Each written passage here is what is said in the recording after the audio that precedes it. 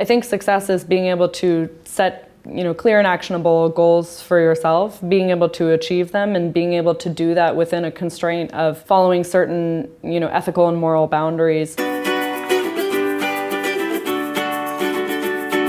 I work in the investment bank in a real estate role, so I've been vice president here for a couple of months. It's a new role for me, and my primary remit is any sort of capital markets activities, IPOs, M&A activities, DCM activities, but covering real estate throughout Europe. Investment banking really is a job that it's either not for you at all or it's perfect for you. What I like most about working here is that there really is a balance between the intensity of banking while still feeling collaborative and getting along with my colleagues.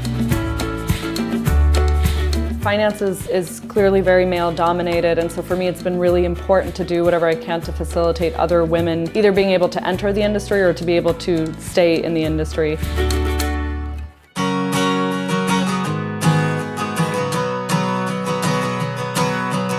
One of the reasons why I studied at IE is that I really wanted to ramp up on my technical skills. For my purposes, a specialized program was a better fit.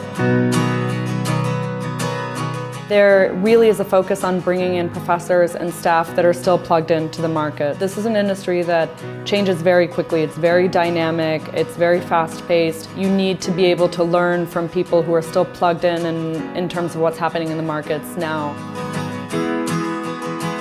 We've got very specialized classes, very specific, especially if you're doing a finance program. So there was a lot of pressure and it was very intense, but when I came out of it realizing how much I had learned and grown in a very short period of time and how much I actually applied that to my day-to-day role, I think that's really critical to have that level of evidence that you've retained that information and that you actually are able to apply what you've learned to your day-to-day life and to your career.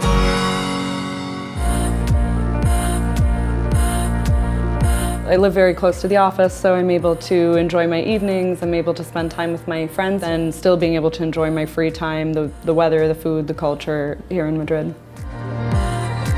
My hobbies have changed a lot depending on what city I've lived in because, I do think you adjust a little bit to the local culture, but I've always been kind of a yoga fanatic. I do yoga pretty much every day. I do like to go to the gym as well.